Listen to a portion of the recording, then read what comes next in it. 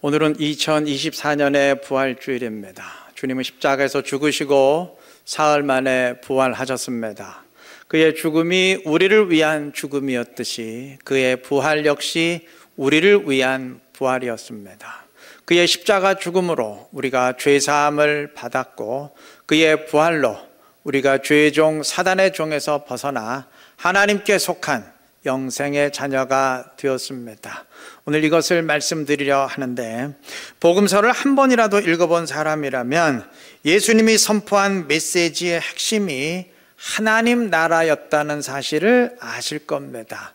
마태복음에는 천국으로 기록됐는데 하나님 나라와 천국은 정확히 같은 말입니다. 예수님이 선포하신 첫 번째 메시지도 회개하라, 하나님 나라가 가까이 왔느니라 였고, 그 이후에 선포한 메시지 역시 하나님 나라였습니다. 물론 횟수가 절대적인 것은 아니지만 주님이 하나님 나라를 직접 말씀하신 경우가 무려 70번이 넘습니다. 이건 압도적인 수치입니다. 사도행전도 서두에서 예수님의 행적을 요약하면서 1장 3절에서 예수님이 하나님 나라에 대한 일들을 말씀하셨다고 요약함으로써 예수님의 메시지가 하나님 나라였음을 증언했습니다. 당연히 예수님의 사역을 이어받은 사도들의 메시지 역시 하나님 나라였습니다. 자, 그러면 하나님 나라가 뭔가요? 하나님의 통치입니다. 다윗의 나라는 다윗의 통치고, 사울의 나라는 사울의 통치고, 하나님 나라는 하나님의 통치입니다. 너무나 간단하죠. 자, 그런데 이상하게도 주님은 성경 어디에서도 하나님 나라가 무엇인지 구체적으로 정의하신 적이 없어요. 단 한 번도 없어요. 하나님 나라는 이런 식으로 시작이 된다, 이런 식으로 온다, 이렇게 진행된다, 이런 주변 설명만 하셨을 뿐, 정작 하나님 나라는 이것이다 정의하신 적이 없어요. 왜 그러셨을까요? 이유는 간단해요. 굳이 정해야 될 필요 자체가 없기 때문입니다. 하나님 나라가 하나님의 통치라는 그건 당시 어느 유대인이라도 이미 전제하고 있는 빤한 사실이기 때문에 굳이 설명하거나 정의할 필요가 없었기 때문입니다. 예, 맞습니다. 하나님 나라는 당시 모든 사람들이 그렇게 이해했듯이 하나님의 통치입니다. 주님은 하나님 나라의 복음을 선포하셨습니다. 복음이란 하나님 나라의 소식입니다. 하나님 나라가 가까이 왔느니라, 또는 하나님 나라가 이미 너희에게 임하였느니라. 다시 말하면 하나님의 통치가 가까이 왔다, 하나님의 통치가 이미 시작되고 있다. 이것이 주님이 선포한 복음, 기쁜 소식이었습니다.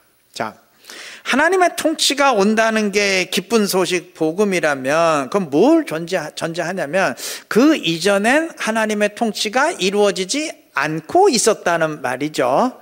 그러니까 하나님의 통치가 온다는 게 기쁜 소식이 되지, 이미 예전부터 지금까지 하나님의 통치가 계속 이루어지고 있다면 하나님의 통치가 온다는 게 그게 무슨 기쁜 소식이 되겠어요? 아무 의미 없죠. 예를 들어서 지금 사막에서 사람들이 물이 없어서 죽어가고 있어요. 죽기 일보 직전이에요.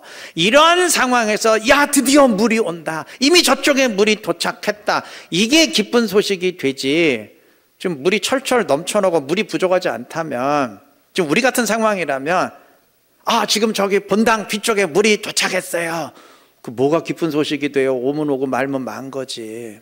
안 그렇겠어요? 예, 맞아요. 이전에는 하나님의 통치가 이루어지지 않고 있었습니다. 그래서 하나님의 통치가 왔다는 게 기쁜 소식이에요. 그러면 이전엔 누가 통치하고 있었다는 말인가요? 사단입니다.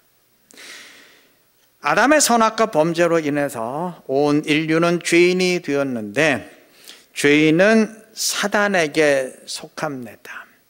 사단에게 속하는 자는 사단의 종인데, 성경은 사단을 죄로 지칭해서 죄의 종이라 말합니다. 죄의 종은 사단의 종입니다. 그래서 로마서 6장 17절은 구원받기 이전의 인간에 대해서 너희가 본래 죄의 종이더니 라고 말하고, 6장 20절에서도 너희가 구원받기 전에 죄의 종이 되었을 때는 이라고 말하는 겁니다. 자, 죄의 종, 사단에게 속한 사단의 종은 사단의 통치를 받습니다. 바꿔 말하면 사단이 왕으로 지배하고 통치합니다. 그래서 로마서 5장 21절은 사단을 죄로 지칭해서 죄가, 즉 사단이 사망 안에서 왕노릇한 것 같이라고 말하고, 5장 17절은 이번엔 사단을 사망으로 지칭을 해서 한 사람의 범죄로 말미암아, 즉 아담의 범죄로 말미암아 사단이 그 한 사람을 통하여 왕노릇했다고 선포하는 것입니다.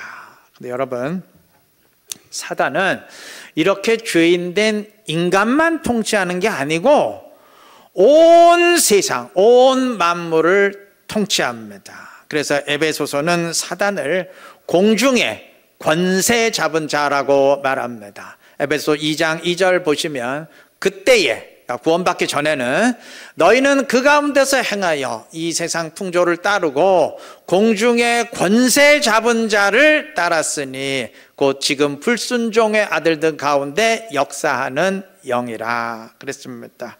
자, 이것이 죄인된 인간의 현실입니다. 죄로 인해서 사단이 온 세상을 통치하는 세상의 왕이 되었고, 세상은 사단의 나라가 되었고, 인간은 사단을 따르는, 사단에게 묶인 사단의 종, 죄의 종이 되었습니다. 이렇게 사단의 통치에 속한 죄인의 운명은 영원한 죽음, 지옥입니다. 그러니까 사단에게 속해서 영원한 죽음, 지옥의 존재가 됐습니다. 자, 이 상황에서 주님은 하나님의 통치, 하나님의 나라가 온다는 복음을 선포하셨습니다. 즉, 온 세상을 통치하는 사단의 통치가 물러가고 하나님이 통치하시는 하나님 나라가 온다는 기쁜 소식입니다. 자, 이렇게 사단의 통치가 깨지고 하나님의 통치가 이루어지면, 그러면 사단에게 속한 사단의 종, 죄의 종들은 어떻게 되나요?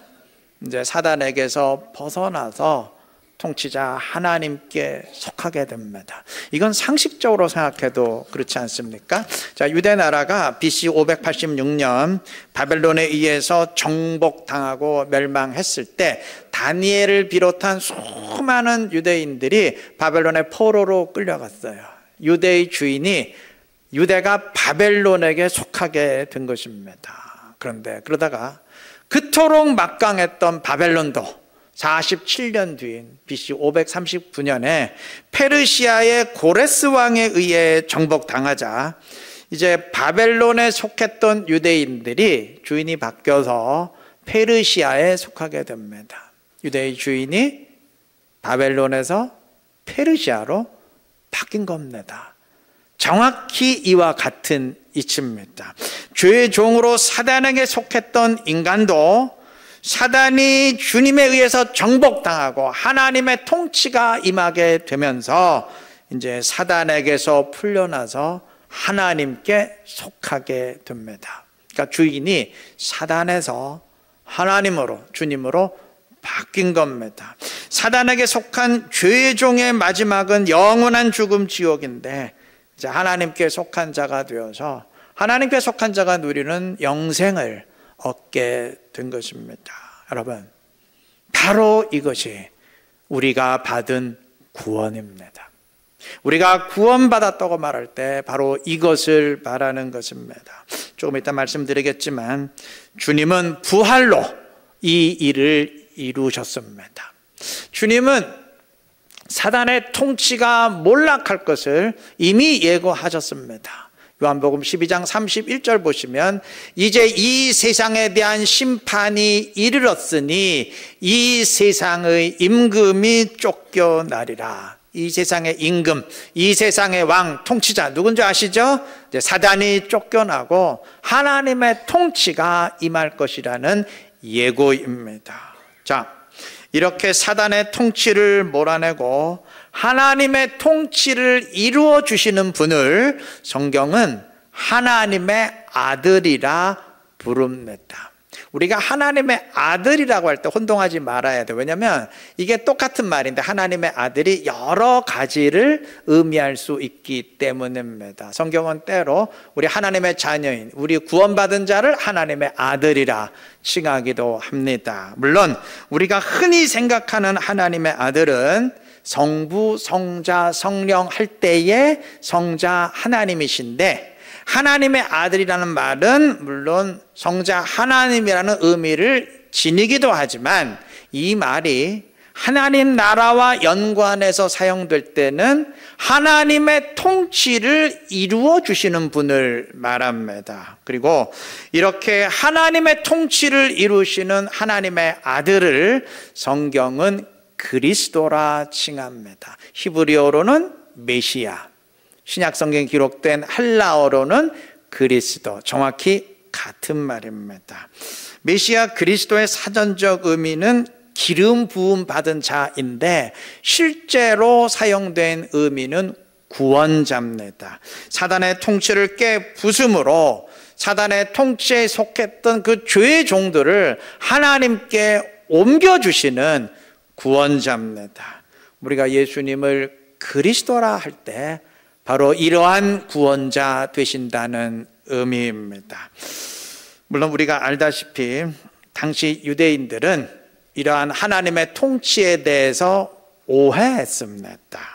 그들도 성경의 예언에 따라서 하나님의 통치를 이루어 주시는 분으로서의 하나님의 아들을 믿고 소망했다는 점에서는 성경과 같고 예수님의 생각과 같았지만, 이들이 생각한 하나님 통치의 의미가, 즉 하나님 나라의 의미가 주님과 달랐습니다. 이들은 사단의 통치를 몰아내고 이루어지는 하나님의 통치를 믿고 소망한 게 아니고, 자신들 이스라엘을 식민 통치하는 이방의 통치를 몰아내고 이루어지는 하나님의 통치를 믿고 소망했습니다. 즉 이들이 소망하고 믿었던 메시아 그리스도는 사단의 통치에서 자신들을 구원해 줄 구원자 그리스도가 아니고 이방 로마의 압제에서 자신들을 구원해 줄 구원자 그리스도였습니다. 예수님이 십자가에 못 박히실 때 12 제자들마저 모두 실망하고 배신하고 등을 돌렸던 이유가 그 때문이에요. 아니, 로마를 정복해 줄 것이라 기대했던 분이 이게 로마에 의해서 너무나 허무하게 십자가에 죽었으니 당연히 실망하지 않았겠습니까? 그러나 주님이 떠나신 뒤 성령으로 이들에게 임했을 때 제자들에게 더 이상의 오해는 없었어요. 이들은 모두 주님이 선포하신 하나님 통치, 하나님의 나라가 무엇을 의미하는 것인지 온전히 이해하게 됐습니다. 성령께서 이들을 깨우치셨기 때문입니다. 자, 정리하면 예수님은 하나님의 통치를 이루어 주시는 분으로서의 하나님의 아들, 구원자 그리스도입니다. 그는 온 세상을 통치하는 사단을 깨뜨리심으로 하나님의 통치를 이루시고, 그로 인해서 사단의 통치에 속했던 죄의 종들이 사단에게서 벗어나 하나님의 통치에 속하도록, 그렇게 속하는 구원을 받도록 하십니다. 다시 말하면 사단의 통치에 속한 죄의 종의 운명인 영원한 죽음에서 벗어나서 이제 영원한 죽음 당하지 아니하고 영생을 얻도록 하십니다. 자, 그러면 가장 중요한 한 가지, 그럼 그는 어떻게 사단의 통치를 깨부수고 하나님의 통치를 우리에게 이루어 주시는가? 부활을 통해서입니다. 여러분, 그의 부활은 단지 그가 죽고 살아난 사건이 아닙니다. 그의 부활은 사단을 정복하고 그가 온 세상에 대한 통치권을 되찾은 사건입니다.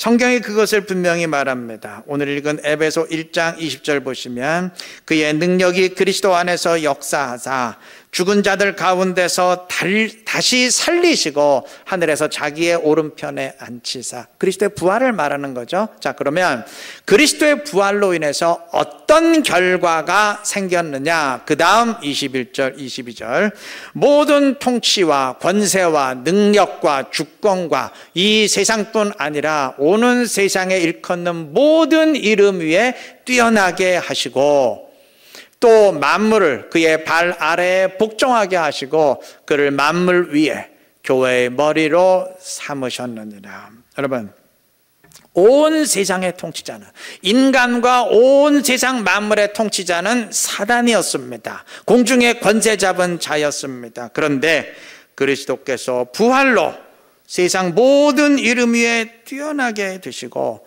만물이 그 앞에 복종하는 만물의 통치자, 만물의 지배자가 되셨습니다. 아니, 사단이 온 세상의 통치자였는데 이제 통치자가 주님으로 바뀌었어요. 왜 그랬을까요? 그가 부활로 사단의 통치를 깨뜨리시고 통치권을 되찾으셨기 때문입니다.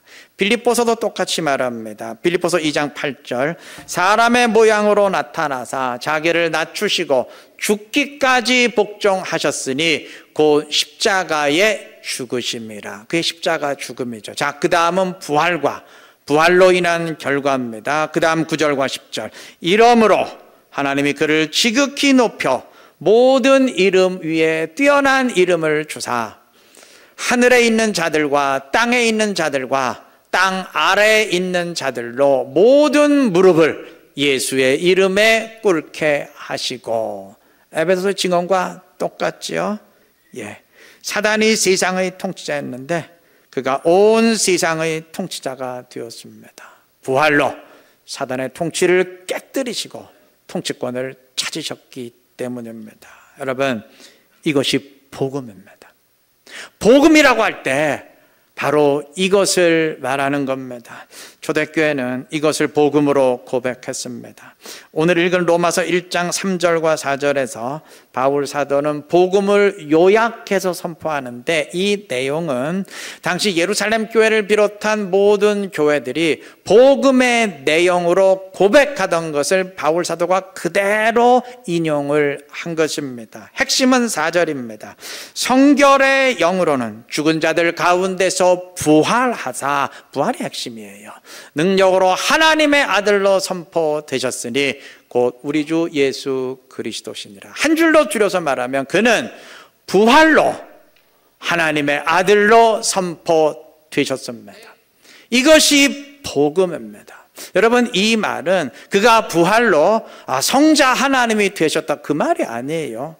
그는 창세 이전부터 원래 성자 하나님이에요. 근데 뭘 굳이 부활로 성자 하나님으로 선포되시고 성자 하나님이 되시나요? 말이 안 되죠. 이 말은 그가 부활로 사단의 통치를 깨뜨리고 하나님의 통치를 이루어주는 분으로서의 하나님의 아들 되셨다는 선언입니다. 그런 의미에서 그는 우리 주 그리스도입니다. 그는 이제 우리의 주인 되시고, 이전까지는 사단이 주인이었는데 이제 그가 우리의 주인 되시고 그리스도, 즉 구원자 되십니다. 이것이 부활의 의미입니다. 오늘 부활주일인데 우리가 부활을 찬양하고 감사하면서 그 의미는 제대로 알아야 되지 않겠습니까? 부활을 찬양한다는 것은 내가 그리스도의 부활로 인해서 사단의 통치에서 벗어나 이제 하나님께 속한 자가 되었음을 찬양한다는 말입니다. 사단에 속한 죄종의 운명인 영원한 죽음 지옥에서 벗어나서 이제는 하나님께 속한 자가 누리는 영생을 얻게 되었음을 찬양한다는 의미입니다. 여러분, 우리는 사단의 통치에서 이제 벗어났습니다. 오늘 우리가 부활의 찬양을 부를 때 이 고백으로, 이 감사함으로 여러분 찬양하시기를 바랍니다. 우리 이제 벗어났어요. 그렇다면 더 이상 사단의 통치에 굴복할 이유도 없고 더 이상 사단을 따라야 될, 사단에게 복종해야 될 하등의 이유가 없습니다. 주인이 바뀌었는데 우리가 사단을 주인으로 모셨을 때는 당연히 종이니까 순종해야 돼. 주인이 바뀌었는데 이제는 하나님께만 순종해야 될 줄로 믿습니다.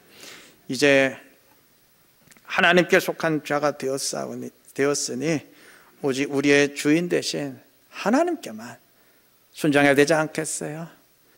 나의 신분을, 나의 본분을 분명히 인식하시고 이제 하나님께 속한 자로서 살아가시기를 바랍니다.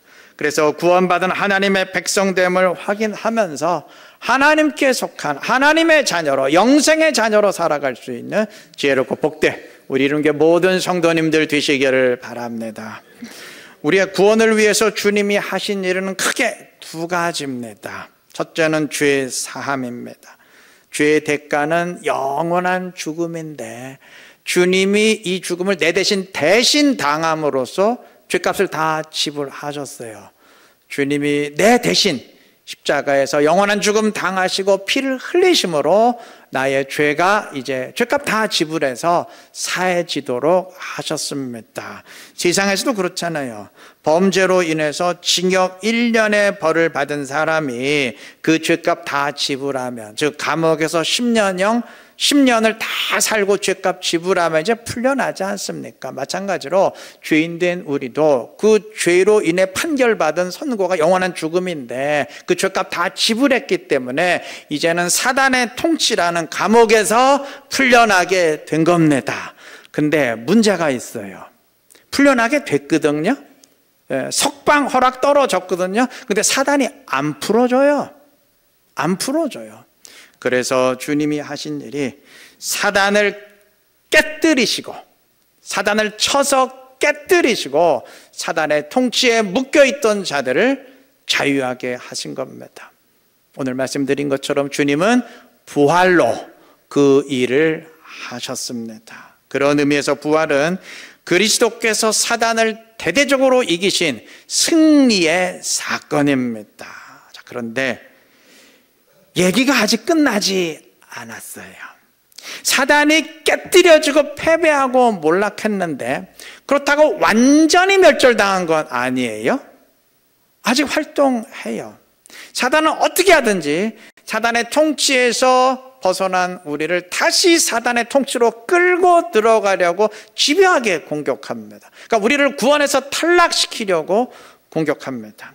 이 싸움을 싸우는 영적 전쟁이 곧 신앙생활인데 문제는 사단이 패배함으로 패잔병 수준에서 공격하지만 패잔병 수준이라도 아직 우리보다는 훨씬 강하다는 사실입니다. 그러니까 이 싸움을 이기는 게 그리 쉽지 않은 게 그 때문이에요. 그럼에도 우리가 승리를 확신할 수 있는 이유는 다시 말해서 다시 사단의 통치에 끌려 들어가고 구원에서 탈락하지 않는다고 확신할 수 있는 이유는 그리스도께서 성령으로 우리와 함께 하시며 이길 수 있도록 역사하시기 때문입니다. 사단을 이기는 부활의 승리는 우리를 통해서 계속 반복되어야 할 줄로 믿습니다. 물론 순간순간 성령이 사라질 때 넘어질 수는 있지만 다시 일어서서 이겨야 됩니다. 그럼으로써 마지막 구원의 완성을 향해 계속 나아가야 되는데 성경은 구원의 완성을 이렇게 정의합니다. 고린도전서 15장 52절 나팔 소리가 나매 죽은 자들이 썩지 아니할 것으로 다시 살아나고 우리도 변화되리라.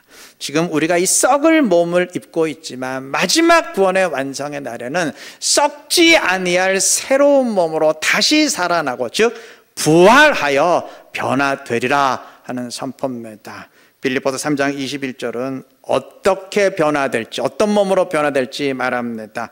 그는 만물을 자기에게 복종하게 하실 수 있는 자의 역사로 우리의 낮은 몸을 지금과 같은 썩을 몸을 자기 영광의 몸의 형체와 같이 변하게 하시리라. 이 선포처럼 우리 모두 마지막 날에는 주님과 같은 영광의 몸으로 변화하여 부활할 것입니다. 그것이 우리의 구원이 완성되는 마지막 부활입니다. 즉 그리스도의 부활로 인해서 우리의 구원이 시작됐고 나의 부활로 인해서 구원이 완성됩니다. 때문에 신앙생활은 부활에서 부활까지입니다. 즉 그리스도의 부활로부터 마지막 나의 부활까지 이어져야 됩니다. 아까 언급한 것처럼 유대인들은 사단의 통치를 몰아내고 이루어지는 하나님의 통치가 아닌 이방 로마의 압제를 물리치고 이루어지는 하나님의 통치를 믿고 소망했고, 그러다 보니까 십자가 죽음과 부활의 길을 가시려는 주님을 강렬하게 가로막았습니다. 여러분, 이들의 잘못이 오늘 우리에게 또 반복되어서는 안 됩니다. 물론 주님이 이미 죽고 부활하신 이상 우리가 과거의 유대인들처럼 주님의 죽음과 부활을 가로막을 일은 없어요. 이미 다 끝났는데 뭘 또 가로막겠습니까? 단 우리 스스로 나의 부활을 가로막는 일은 얼마든지 일어날 수 있습니다. 우리는 표대를 향해서 마지막 구원의 완성을 향해서 계속 달려가야 되는 사람들입니다. 썩지 아니할 몸으로 주님과 같은 영광의 몸으로 변화될 구원의 완성을 향해서 나를 다시 사단의 통치로 끌고 들어가려는 사단을 부단히 이기면서 달려가야 될 사람들입니다. 그럼에도 우리의 본분을 망각하고 안 싸우려 하는 사람이 있다면, 영적 싸움을 회피하며 사단에게 굴복한다며, 그래서 마지막 부활을 향한 길에서 멈칫하거나 이탈한다면 우리 역시 스스로 나의 부활을 가로막는 사람들입니다. 주님의 부활을 가로막건 마지막 부활을 향한 나의 길을 가로막건 가로막긴 다 마찬가지입니다. 싸워 이겨야 됩니다. 끝까지 싸워 이겨야 됩니다.